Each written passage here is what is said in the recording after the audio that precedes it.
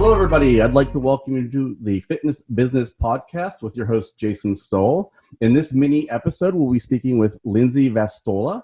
Lindsay is the founder and CEO of both Body Project Fitness and A Vast Potential, a fitness leadership development company.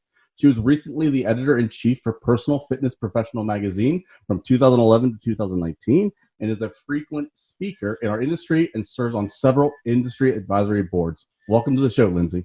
Thank you, Jason. It's really an honor to be here. Thank you. So I'd like to start the show off with something I call the My Zone Moving to a Better Business tip. Essentially, it's just something that our listeners can do immediately after this show to improve their business today. Do you have anything you'd like to provide, Lindsay? Oh, I've got much, but I'm going to give you one of my favorite. It's always a crowd pleaser. For me, it's made a huge difference in my business. And this is applicable to the independent trainer, to the big clubs, to the manager. I call it the pain to potential continuum. So it's a pretty easy exercise to do. Sit down, you can brainstorm this with your team, you can do it on your own. But first take what I call the pain list. Think about the client you serve, or maybe just in general, what are the pains, and I'll use a few examples kind of timely right now. We're in the midst of this COVID-19 shutdown and the world's shutting down, but take a few moments to write down the pain of your client. And I don't mean the physical pains. I mean like the deep-rooted things like right now, the pain of trying to find work-life balance, being home, stress eating, not having a regular schedule, potential depression, right? These are pains that our clients are potentially experiencing. Then in the list, and I like to do it side by side, you create your potential list. So this is where your client has the potential to go or to be. So, and it's really just the mirror opposite. So if a pain or a challenge is finding work-life balance, then the potential is they feel like they have a routine and they feel confident in the routine that they have. If you're talking about just sort of a lot of the things that we work with in the fitness industry, the pains would be not feeling comfortable in their own skin, or don't feel comfortable walking into a big fitness center. That's a pain. What's their potential? They come in, they're confident to be part of a fitness center. They are better at their jobs. They're more confident. Their relationships are healthier. So you have this pain to potential. The way you get a potential client from their pain to achieving their potential, that's your method. That's your service. That's your offering. Well, too good of a tip for the first part of the interview, because now it's all, that's just that's a home run already. Let's go uphill from here. That's amazing. So, all right. So, Lindsay, if you don't mind, I'm so intrigued by all the work you do right now with fitness leaders from around the world in regards to personal and professional development with your Vast Potential company. Can you tell our listeners more about what you do and kind of what drives you to help others learn and grow? Sure. I started before I was in the fitness industry.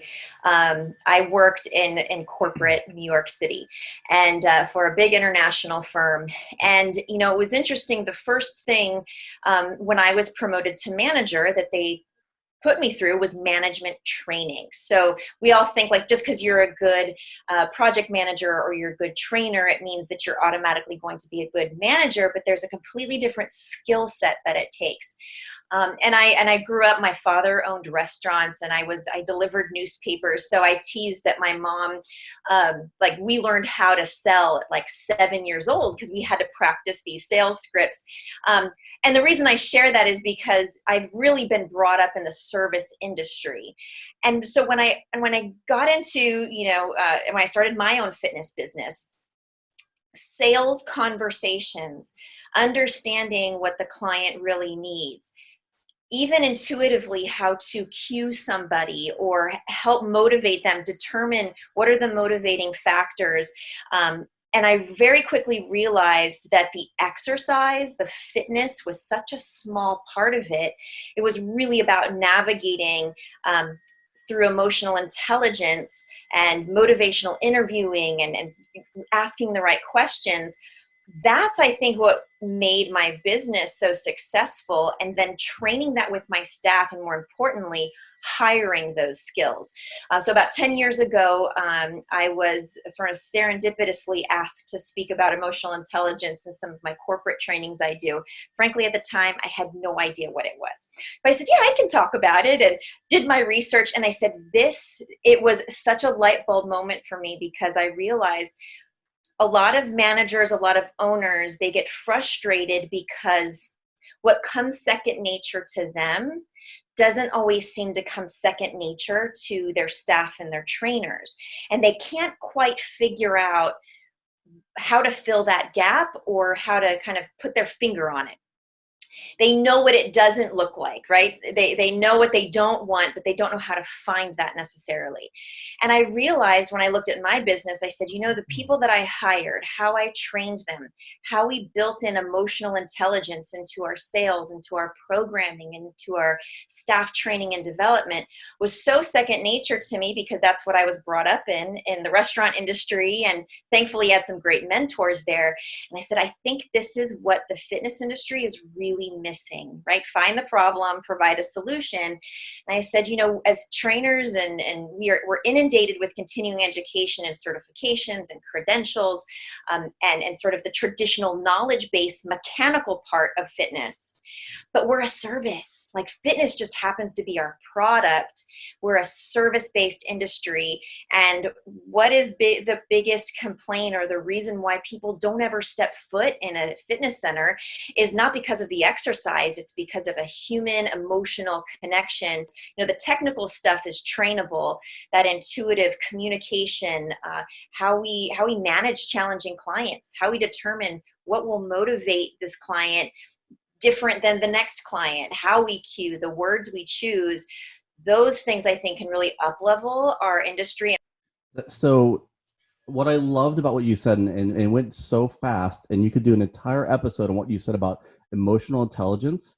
So I've been a fan of yours for a few years now, and I recently saw, I want to say it was a couple weeks ago, on Facebook, you had done this whole thing about the difference between IQ and EQ, and training your staffs to really understand the difference, and how it can really, like you said, affect results, drive action, and change lives.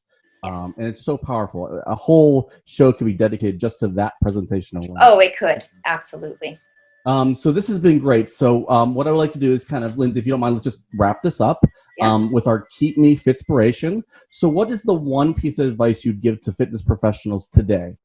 We have to remember that fitness just happens to be our product.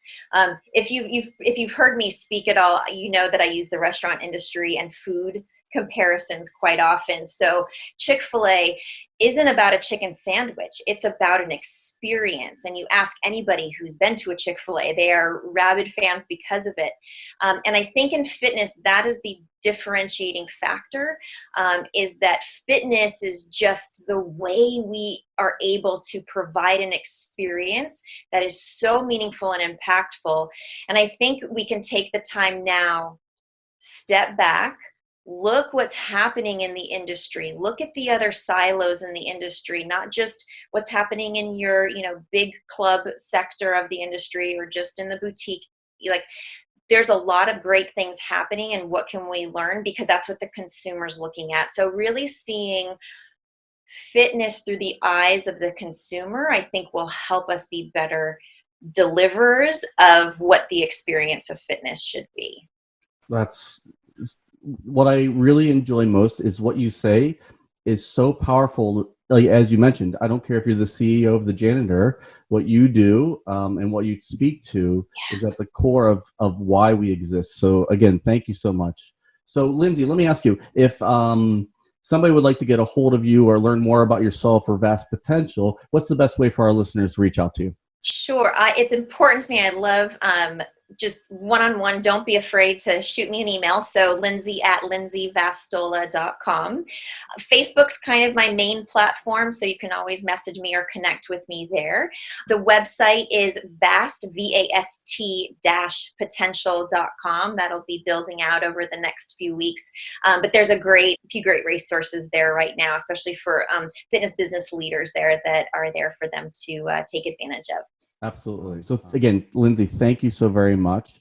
Thank you, Jason. And I would like to leave everyone with this, just to continue seeking betterment each day, and that success is not a happy accident, my friends. So again, Lindsay, thank you. Thank you to listeners.